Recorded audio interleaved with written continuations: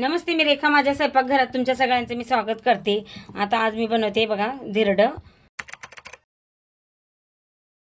पहिला पण व्हिडिओ टाकलेला आहे मी यूट्यूबवर, तर आज परत बनवते. इथं गव्हाचं पीठ घेतलंय बघा मी, असे या थाळी ह्याच्याने घेतले, लहान वाटी आहे.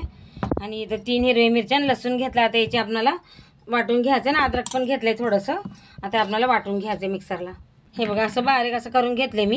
जास्त बारीक नाही केला, असं जाड मोठंच ठेवले, उबड धबड वाटून घेतले. आता याला एका भांड्यात का घेते मी.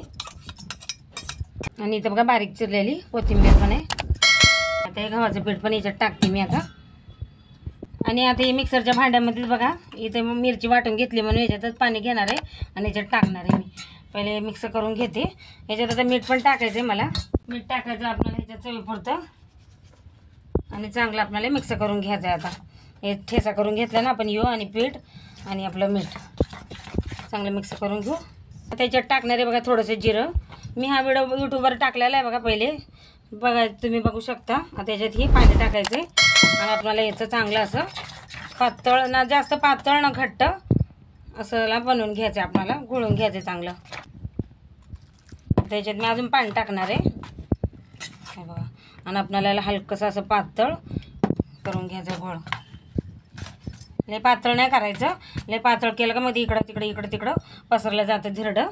तर असं पाणी टाकून मी याला जसं पाहिजे तसं मी आता करून घेणार आहे. हे बघा असं घोळ बनवून घेतलाय मी ना, पातळ ना घट्ट, एकदम असं बरोबर बनवून घेतलंय बघा. आणि याच्या पुढे अशा गोटळ्या पण मोडून घेतल्यात सगळ्या. हे बघा आता याच्यात टाकणार आहे मी थोडीशी हळद. आणि पण आपल्याला चांगलं आता मिक्स करून घ्यायचं आहे. चांगलं असं घोटून घ्यायचं आपल्याला. हळद सगळं तर मिक्स झाली पाहिजे. हे बघा इथं मी डोसा बनवायचा तवा ठेवलाय, गरम करून घेतला. आता गॅस कमी केलाय मी. आता इथं कांद्याचे टरफल घेतले, याच्याने मी तेल लावून घेणार आहे. जेवढं आपल्याला बनवायचं धिरडं तेवढ्याच्या ठिकाणी तेल लावून घेते. जसं लहान मोठं करायचं आपल्याला तसं. त्याच्यावर टाकणार आहे मी 1 चम्मच टाकणार आहे फुल भरून असं. आणि असं पसरून घेणार आहे आता चांगलं.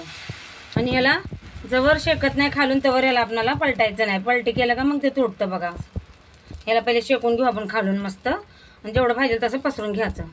हे बघा वरण असं पुरं सुक्कं झालंय, त्याच्यात तेल टाकते. हे बघा असं हलकंसं थोडंसं तेल टाकते. आणि काळजी करायची काहीच गरज नाही. पहिली बार तर सगळ्यातच आपलं धिरडा असो डोसा असो तव्याच्या ह्याच्यामुळं ते येऊन जातं, जरा बिघडतं.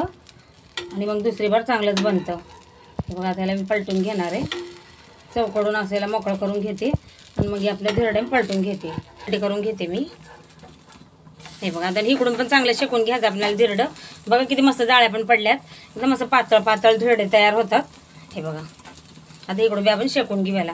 हे बघा चांगलं शेकून घेतले बघा धिरडे मी दोन्ही साईडने. बघा आता काढून घेते. जसं तुम्हाला पाहिजे जाड मोठे पातळ तसं बनवा. मी पातळ बनवले.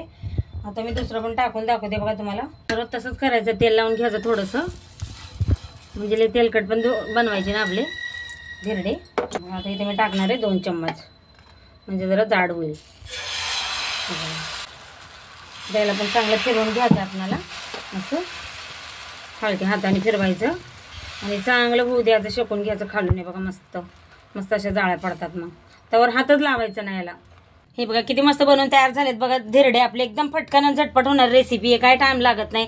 सकाळी घाई गडबडीत बनवू शकता. इथं बघा मी चटणी पण बनवून घेतली, थोडीशी कांदे टमाटे वाटून असं मिक्सरला, तवा टाकून तेल टाकून परतून घेतले, मिरची टाकून. व्हिडिओ आवडला तर एक लाईक नक्की करा.